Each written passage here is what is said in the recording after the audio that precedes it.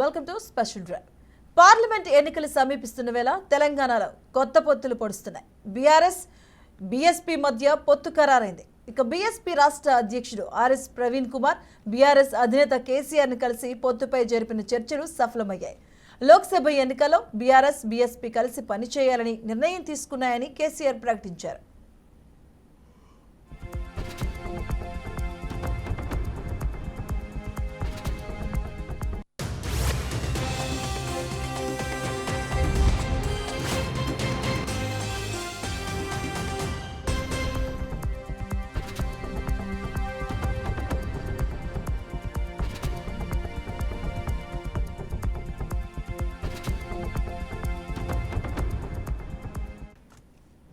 సిద్ధాంతాల పరంగా కూడా రెండు పార్టీలు ఒకటేనని, దళిత బంధు సహా ఎన్నో కార్యక్రమాలు అమలు చేశామని ప్రవీణ్ కుమార్ బీఎస్పీ అధిష్టానం అనుమతి కూడా తీసుకున్నారని కేసీఆర్ వివరించారు.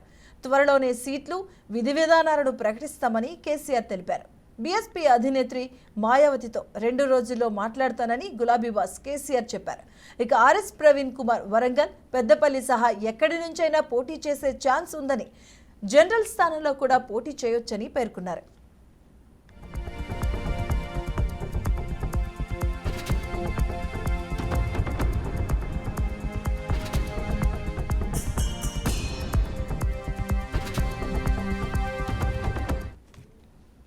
బీఆర్ఎస్ బీఎస్పీ పొత్తు బహుజన ప్రజల ఆకాంక్ష అని ఆర్ఎస్ ప్రవీణ్ కుమార్ స్పష్టం చేశారు.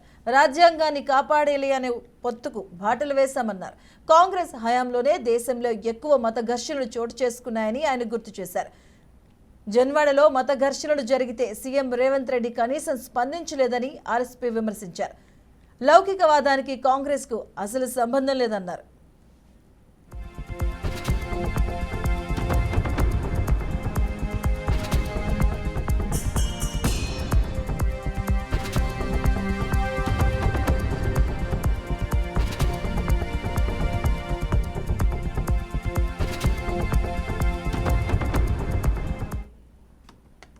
గతంలో బీఆర్ఎస్ పై తీవ్ర విమర్శలు చేసిన ఆర్ఎస్పీని అదే పార్టీతో పొత్తు పెట్టుకోవడంపై ప్రశ్నించగా, గతంలో తాను బీఆర్ఎస్ పై చేసిన వ్యాఖ్యలు అలాగే ఉంటాయి అని స్పష్టం చేశారు. బహుజనుల మీద ఎవరు దాడులు చేసినా అక్కడ ఆర్ఎస్ ప్రవీణ్ కుమార్ ఉంటారని పేర్కొన్నారు. తాను వ్యక్తుల మీద పోరాటం చేయలేదని, ప్రజల హక్కులపై పోరాటం చేసినట్లు వివరించారు.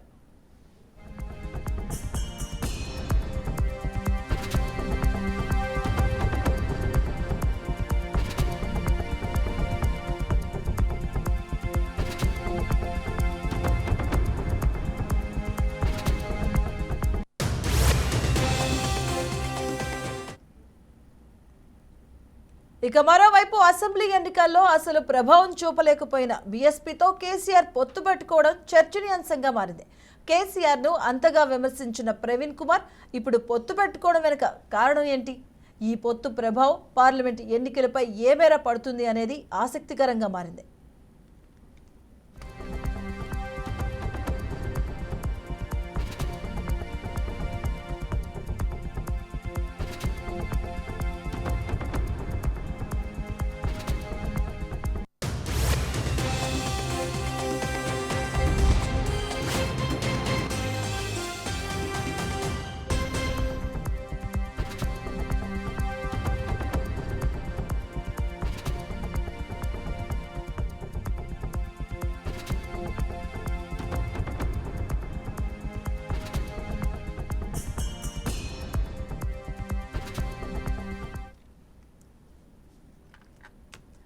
రైట్గా రానున్న పార్లమెంట్ ఎలక్షన్కి సంబంధించి అటు బీఎస్పీ అలాగే బీఆర్ఎస్ పార్టీలు కూడా ఇద్దరి మధ్య పొత్తు కుదిరింది. దీనికి సంబంధించిన కేసీఆర్ కూడా వ్యాఖ్యలు చేయడం జరిగింది.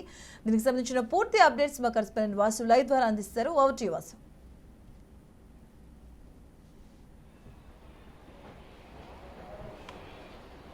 మధు, ప్రధానంగా తెలంగాణ రాజకీయాల్లో రోజురోజుకి రాజకీయ సమీకరణాలు మారిపోతున్నాయి. రెండు నెలల్లో లోక్సభకు సంబంధించిన ఎన్నికలు రాబోతున్న సమయంలో తెలంగాణలో ఇటు ప్రతిపక్ష అధికార పక్షాలకు సంబంధించిన రాజకీయ కూటములకు సంబంధించి ఆసక్తికరమైన పరిణామాలు మనం చూస్తూ ఉన్నాం. తాజాగా నిన్న బహుజన్ సమాజ్ పార్టీకి చెందిన రాష్ట్ర అధ్యక్షుడు retired IPS officer Praveen Kumar KCR తోని భేటీ అయ్యారు. అది అనూహ్యంగా రాజకీయ వర్గాల్లో కానీ మీడియాలో కానీ పెద్ద ఎత్తున చర్చ జరిగింది. ఎందుకంటే బీఎస్పీ బీఆర్ఎస్ అనేది గతంలో అసెంబ్లీకి ఎన్నికలకు ముందు చాలా తీవ్ర స్థాయిలో ఒకరిపై ఒకరు ఆరోపణలు చేసుకున్నారు. ప్రధానంగా ఆర్ఎస్ ప్రవీణ్ కుమార్ అప్పటి ముఖ్యమంత్రి కేసీఆర్ మీద తీవ్రమైన విమర్శలు గుప్పించారు. అట్లాగే అనేక అంశాల మీద ఆరోపణలు గుప్పించారు. టీఎస్పీఎస్సీకి సంబంధించి ఏదైతే నిరుద్యోగుల ఆందోళన ఉందో ఆ ఆందోళనకు సంబంధించి అప్పటి ప్రభుత్వం మీద తీవ్రమైన ఆరోపణలు గుప్పించారు. అదంతా కూడా రాజకీయాల్లో ఆరోపణలు, ప్రత్యారోపణలు, విమర్శలు, ప్రతి విమర్శలు అవన్నీ కూడా మనం చూసాం గత ఎన్నికలకు ముందు. తాజాగా ఇప్పుడు లేటెస్ట్గా నిన్న ఈ ప్రవీణ్ కుమార్ కేసీఆర్తో కలవటం, అట్లాగే రెండు పార్టీలు కలిసి రానున్న లోక్సభ ఎన్నికల్లో పోటీ చేస్తామని కలిసి ప్రకటన చేశారు. దీని వెనక ఏం జరిగింది, ఏముంది అనేది కూడా రాజకీయ వర్గాల్లో ఇంట్రెస్ట్గా అనేక కథనాలు మనకి తెలుస్తా ఉన్నాయి. ప్రధానంగా బీఆర్ఎస్ పార్టీకి ఇప్పుడు తెలంగాణలో గత అసెంబ్లీ ఎన్నికల్లో ఊహించని పరాజయం ఎదురైంది. ఈ ఓటమి అనేది బీఆర్ఎస్కి సంబంధించిన అగ్రనేతలు ఎవరు కూడా ఊహించలేదు. ఈ అకారణమైన ఓటమి నుంచి పార్టీ క్యాడర్ని కాపాడుకోవటం కానీ, లీడర్ని కాపాడుకోవటం కానీ, అట్లాగే పార్టీలో మళ్ళొకసారి జోష్ నింపే కార్యక్రమంగా వారు ఈ రాజకీయ సమీకరణాల వైపు అడుగులు వేస్తున్నట్టుగా మనం భావించాలి. అంటే గతంలో బీఆర్ఎస్ పార్టీ టీఆర్ఎస్గా ఉన్నప్పుడు కూడా ప్రతి ఎన్నికల్లో ఈ పొత్తులకు సంబంధించి అనేక రాజకీయ పార్టీలతోని పొత్తు పెట్టుకుంది. 2001లో టీఆర్ఎస్ పార్టీ ఆవిర్భావం అయిన తర్వాత 2004లో జరిగిన అసెంబ్లీ ఎన్నికల్లో అప్పుడు కాంగ్రెస్ పార్టీ, సిపిఐ, సిపిఎం కలిసి లెఫ్ట్ పార్టీలు ఈ 4 పార్టీలు కలిసి పోటీ చేశాయి. అప్పుడు కాంగ్రెస్ పార్టీ ప్రభుత్వంలో కూడా గెలిచిన తర్వాత రాజశేఖర రెడ్డి ప్రభుత్వంలో టీఆర్ఎస్ సంబంధించిన మంత్రులు 6 చేరారు. అట్లాగే 2009లో కాంగ్రెస్ పార్టీతో డిఫర్ అయి బయటకు వచ్చిన తర్వాత ప్రతిపక్ష పాత్ర టీఆర్ఎస్ పార్టీ పోషించింది. అప్పుడు చంద్రబాబు నాయుడు ప్రతిపక్ష నేతగా ఉన్నారు. ఆయనతో పాటు మళ్ళీ లెఫ్ట్ సిపిఐ, సిపిఎం, టీడీపీతో కలిసి టీఆర్ఎస్ పార్టీ 2009లో అలయన్స్కి పోయింది, ఎన్నికల్లో పోటీ చేసింది. అప్పుడు రాజశేఖర రెడ్డి రెండోసారి సీఎం అయిన ఆ ఎన్నికల్లో కేవలం 10 సీట్లే టీఆర్ఎస్ పార్టీ సాధించింది. అట్లాగే ఎంపీ సీట్లకు సంబంధించి కేసీఆర్ మహబూబ్నగర్ నుంచి, విజయశాంతి మెదక్ నుంచి 2 ఎంపీలే గెలిచారు. ఆ తర్వాత తెలంగాణ ఉద్యమం జరగటము, తెలంగాణ రాష్ట్రం ఏర్పాటు కావటం, 2014లో కేసీఆర్ ఒంటరిగానే పోటీ చేశారు. ఆయన అప్పుడు 60కి పైగా సీట్లను సాధించి గవర్నమెంట్ని ఫామ్ చేశారు. 2018లో మళ్ళొకసారి ఆయన అసెంబ్లీని రద్దు చేసి ముందస్తు ఎన్నికలకి వెళ్లారు. ఈ ముందస్తు ఎన్నికల్లో కూడా ఆయన ప్రజా తీర్పు ఆయనకి చాలా బలంగా వచ్చింది. ఆ తర్వాత జరిగిన ఉప ఎన్నికలు, ఇటీవల కేసీఆర్ సీఎంగా ఉన్నప్పుడు జరిగిన ఉప ఎన్నికలు ఏవైతే ఉన్నాయో ప్రధానంగా మనం చెప్పుకోవాల్సింది మునుగోడు ఉప ఎన్నిక. ఈ మునుగోడు ఉప ఎన్నిక ఈ అసెంబ్లీ జనరల్ ఎలక్షన్స్కి 6 నెలల ముందుగా జరిగిన ఉప ఎన్నికల్లో టీఆర్ఎస్ పార్టీ సిపిఐ, సిపిఎంతో కలిసి అలయన్స్లో మునుగోడు అక్కడ పోటీ చేసి గెలుపొందింది. ఆ తర్వాత అసెంబ్లీ ఎన్నికల సమయంలో అప్పుడు సీఎం కేసీఆర్ ఈ లెఫ్ట్ పార్టీలకు సంబంధించి వారికి ఏ రకమైన సమాచారం ఇవ్వలేదు అనేది లెఫ్ట్ పార్టీలు ఆరోపణలు గుప్పించే, వారికి సంప్రదించకుండా ఆయన ఒకేసారి 104 అభ్యర్థుల్ని ప్రకటించారు. ఆ తర్వాత లెఫ్ట్ పార్టీలు అనివార్యంగా టీఆర్ఎస్ అంటే బీఆర్ఎస్ పార్టీకి దూరంగా జరగాల్సి వచ్చింది. ఆ తర్వాత సిపిఐ పార్టీ కాంగ్రెస్తోని అలయన్స్ పెట్టుకొని కొత్తగూడెం ఒక సీటుని అలయన్స్లో తీసుకొని కూనంనేని సాంబశివరావు కొత్తగూడెం నుంచి ఎమ్మెల్యేగా గెలిచారు. ఆ తర్వాత బీఆర్ఎస్ పార్టీ అంటే తెలంగాణ వచ్చినప్పటి నుంచి ఇప్పటి వరకు లెఫ్ట్ పార్టీలతోని మునుగోడులో పెట్టుకున్న అలయన్స్ తప్ప ఇంతవరకు మళ్ళీ పొత్తు పెట్టుకోలేదు. తాజాగా నిన్న బీఎస్పీతోని బీఆర్ఎస్ ఏదైతే పొత్తు పెట్టుకుంటున్నదో ఈ పొత్తు కూడా ఈ ఎన్నికలకు సంబంధించి చాలా కీలకమైన పరిణామంగా బీఆర్ఎస్ పార్టీ చెప్పుకుంటుంది. ఎందుకంటే ఈ ఓడిపోయిన అపజయం మూటగట్టుకున్న బీఆర్ఎస్ పార్టీకి కొద్దిగా ఇతర పార్టీల నుంచి సహాయం అవసరం పడుతుంది. అట్లాగే ఇతర పార్టీల నుంచి ఒక కూటమిలాగా ఏర్పడితే ఓట్లు అనేది అంతో ఇంతో గణనీయంగా పడితే తమ గెలుపు అవకాశాలు కాస్త మెరుగవుతాయనేది బీఆర్ఎస్ పార్టీ చేస్తున్నటువంటి రాజకీయ వ్యూహం. దాంట్లో భాగంగానే రాష్ట్రంలో ఆల్రెడీ లెఫ్ట్ పార్టీలు కాంగ్రెస్ పార్టీతోని ఇప్పుడు ప్రయాణం చేస్తున్నాయి, సిపిఐ కానీ సిపిఎం కానీ. ఇంకా మిగిలిన పార్టీ బీఎస్పీ పార్టీ. ఈ బీఎస్పీ పార్టీకి ఇప్పటి వరకు వాళ్ళు ఒంటరిగానే పోటీ చేశారు. గత ఎన్నికల్లో ఆర్ఎస్ ప్రవీణ్ కుమార్ కాగజ్ నగర్ నుంచి పోటీ చేసి దాదాపు 45,000 ఓట్లను తెచ్చుకున్నారు. అక్కడ బీఆర్ఎస్ సిట్టింగ్ ఎమ్మెల్యే కోనేరు కోనప్ప ఈయనకు వచ్చిన 45,000 ఓట్లతోని ఆయన 3,000 ఓట్లతోని బీజేపీ అభ్యర్థి చేతిలో ఓడిపోయారు. బీజేపీ అభ్యర్థి కాగజ్ నగర్లో గెలిచారు. అంటే ఇప్పుడు కాగజ్ నగర్ ఎమ్మెల్యే పోటీ చేసి ఓడిపోయిన కోనప్ప కూడా ఇవాళ నిన్న ఏదైతే బీఎస్పీ పార్టీతోని బీఆర్ఎస్ ఏదైతే అలయన్స్ చర్చలు జరుపుతున్నదో దానికి అసంతృప్తిగా ఆయన ఉన్నారు. ఆయన కూడా కాంగ్రెస్ వైపు వెళ్తారు, పార్టీకి బీఆర్ఎస్ పార్టీకి రిజైన్ చేస్తారనే టాక్ కూడా నడుస్తుంది. అంటే కింది స్థాయిలో బీఎస్పీ పార్టీకి ఏదైతే ప్రవీణ్ కుమార్ పోటీ చేసిన స్థానం ఉందో ఆ స్థానంలో బీఆర్ఎస్ పార్టీకి సంబంధించి అభ్యర్థికి బీఎస్పీ పార్టీ కూడా ఒక రకంగా కారణమైందనేది అక్కడ పోటీ చేసి గెలిచిన ఓడిపోయిన కోనప్ప చేస్తున్నటువంటి ఆరోపణ. ఇవన్నీ కూడా రాజకీయ పరిణామాలు మనం తెలంగాణలో చూస్తా ఉన్నాం. బీఎస్పీ బీఆర్ఎస్ అనే పొత్తు ఏ రకంగా ఉంటుంది, ఎన్ని సీట్లకు ఆఫర్ చేస్తారు, నాగర్ కర్నూలు సీట్ నుంచి ప్రవీణ్ పోటీ చేస్తారన్న ప్రచారం జరుగుతుంది. ప్రవీణ్కి అక్కడ స్వస్థలం, ఆయన అలంపూర్ ప్రాంతవాసి, మహబూబ్నగర్ జిల్లాకు సంబంధించిన వ్యక్తి. ఆయన ఐపీఎస్ అయినా కూడా ఆయన పనిచేసిన వ్యవస్థ అంతా కూడా తెలంగాణలోనే ఎక్కువ. ఆయన ఐపీఎస్ ఎస్పీగా ఆయన పనిచేశారు. తర్వాత చాలా సుదీర్ఘకాలం 8 సంవత్సరాల పాటు ఆ గురుకుల విద్యాలయాలకు సంబంధించి కార్యదర్శిగా పనిచేశారు. చాలా మంచి పేరు తెచ్చుకున్నారు. చాలా విప్లవాత్మకమైనటువంటి పథకాలు తీసుకురావటం కానీ, ఆ స్టూడెంట్స్ని చదువులో కానీ అట్లాగే ఇతరత్ర యాక్టివిటీస్లో ఆయన చాలా వెన్నుతట్టి ప్రోత్సహించి చాలా మంచి పేరుని తీసుకొచ్చిన ఆఫీసర్గా స్వేరేస్ అనే సంస్థ ఒకటి ఆయనకి సంబంధించిన వ్యవస్థ ఉంది. అదంతా కూడా ప్రవీణ్ కుమార్కి ఒక మంచి పేరుంది. ఆయన రాజకీయాల్లో కూడా రాజకీయాలు ప్రక్షాళన చేస్తారని చెప్పి ఎన్నికలకు వచ్చారు. వీఆర్ఎస్ తీసుకొని ఆయన అంటే పదవీకాలం ఉన్నా కూడా ఆయన రాజీనామా చేసి రాజకీయాలకు వచ్చి ఆయన తన భావజాలానికి అనుగుణంగా బీఎస్పీ ఉంటుందని భావించి బీఎస్పీలో చేరారు. ఆయన 2021లో బీఎస్పీ పార్టీలో చేరారు. అప్పటి నుంచి కూడా బీఎస్పీకి రాష్ట్ర అధ్యక్షుడిగా పనిచేస్తున్నారు. అసెంబ్లీ ఎన్నికల్లో కూడా ప్రవీణ్ గెలుస్తారన్న టాక్ కూడా వచ్చింది. ప్రవీణ్కి ఉన్న మంచి పేరుతోని ఆయన గెలుస్తారన్న టాక్ కూడా వచ్చింది. కానీ అక్కడ అనూహ్యంగా లోకల్గా ఉన్న బీజేపీ సంబంధించిన పాల్వై హరీష్ గెలుపొందారు. కానీ ప్రవీణ్కి కూడా గణనీయ సంఖ్యలో ఓట్లు వచ్చాయి. 45,000కు పైగా ఆయన ఓట్లను సాధించారు. ఇప్పుడు ప్రవీణ్ అవసరం బీఆర్ఎస్ పార్టీకి ఉందని భావించిన కేసీఆర్ ప్రవీణ్ని ఆయన నివాసానికి పిలిపించుకొని రాజకీయపరమైన చర్చలు ఆయన జరిపారు. అట్లాగే బీఆర్ఎస్ బీజేపీ అనే సిద్ధాంతపరమైన ఒకటే సిద్ధాంతంతో ఉన్న పార్టీలని, అట్లాగే దళిత బంధుకు సంబంధించిన స్కీమ్ కూడా బీఎస్పీతోని అంటే బహుజన సమాజ్ నేతలతో మాట్లాడే దాంట్లో కూడా ఆ స్కీమ్ని తీసుకొచ్చారని చెప్పి కేసీఆర్ నిన్న ఆర్ఎస్ ప్రవీణ్ ఇంటికి వచ్చిన సందర్భంగా చేసిన వ్యాఖ్యలు. ఇటు ప్రవీణ్ కూడా కాంగ్రెస్ పైన విమర్శలు గుప్పించారు. గత బీజేపీ లాగానే కాంగ్రెస్ పార్టీ కూడా వ్యవహరిస్తుంది. నిరుద్యోగులకు సంబంధించి వాళ్ళలో ఉన్న అసంతృప్తిని కాంగ్రెస్ పార్టీ పారద్రోలలేదు.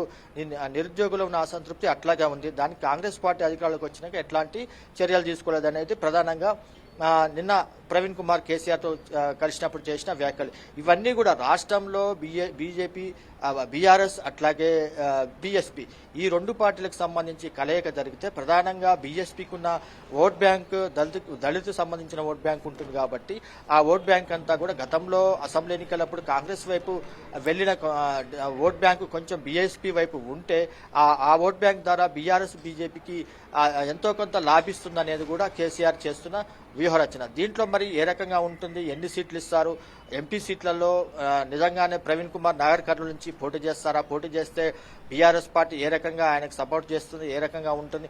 దీంతో పాటు మనం చూడాల్సింది జాతీయ పార్టీ బీఎస్పీకి సెంట్రల్లో బీఆర్ఎస్ పార్టీ ఏ రకంగా తోడ్పాటును అందిస్తుంది, సెంట్రల్లో బీఆర్ఎస్ పార్టీకి సంబంధించిన రాజకీయాలు ఏ రకంగా ఉండబోతాయి అనేది కూడా ఇంట్రెస్ట్గా మారింది. ఎందుకంటే కేసీఆర్ కూడా ఎంపీగా పోటీ చేసి ఢిల్లీకి వెళ్లాలనేది ఒక రకమైన ఒత్తిడి, అంటే ఒక ఒత్తిడి పార్టీ నుంచి కేసీఆర్ పోటీ చేయాలనేది వస్తుంది. అట్లాగే కేటీఆర్ కూడా మల్కాజ్గిరి నుంచి పోటీ చేయాలనేది ఒత్తిడి వస్తుంది. కేటీఆర్ మల్కాజ్ నుంచి గెలిస్తే అక్కడి నుంచి ఆయన విజయం సాధిస్తే సెంట్రల్లో కేటీఆర్ ద్వారా పార్టీకి సంబంధించిన యాక్టివిటీ కానీ, అట్లాగే సెంట్రల్లో ఏదైనా అవకాశం వస్తే పార్టీ అక్కడ కేంద్ర మంత్రి పదవులు కూడా తీసుకుని రాష్ట్రానికి సంబంధించిన డెవలప్మెంట్కి సంబంధించి బీఆర్ఎస్ కూడా పాత్ర పోషించే అవకాశం ఉంటుంది. కాబట్టి సెంట్రల్లో కూడా బీఆర్ఎస్ పార్టీ కీలకంగా ఉండాలంటే బీఎస్పీ లాంటి ఒక జాతీయ పార్టీ అండర్ కావాలని చెప్పి కేసీఆర్ భావిస్తున్నట్లుగా మనం అర్థం చేసుకోవాలి. మధు, వాసు, ఇక్కడ చాలా క్వశ్చన్స్ రైజ్ అవుతున్నాయి. ఒకటి, బీఎస్పీ పార్టీ గత అసెంబ్లీ ఎన్నికల్లో సంబంధించిన అంత మేర ఎఫెక్ట్ చూపిన పార్టీ ఒకటి. అండ్ ఆర్ఎస్ ప్రవీణ్ గత పరిపాలన గురించి, పథకాల గురించి ముఖ్యంగా తీవ్రంగా వ్యాఖ్యలు చేసినటువంటి వ్యక్తి. అలాగే ఆర్ఎస్ ప్రవీణ్ ఇప్పుడు బీఆర్ఎస్ పార్టీకి రావడం మెయిన్గా టీఆర్ఎస్ నాయకులే వ్యతిరేకిస్తున్నటువంటి సందర్భాలు చూసాం. దానికి సంబంధించి ఎమ్మెల్యేలు కావచ్చు, ఎక్స్ ఎమ్మెల్యేలు కావచ్చు, వాళ్ళంతా కూడా రాజీనామాలు చేసి పక్క పార్టీలు చూసినటువంటి ఇన్ని నేపథ్యంలో బీఆర్ఎస్ ఇవన్నిటిని తట్టుకొని ముందుకెళ్ళగలుగుతుందా? ఎలా ఉంటుంది ఈ ప్రభావం, ఎంత మేర ఉండించే అవకాశం ఉంటుంది అసలు?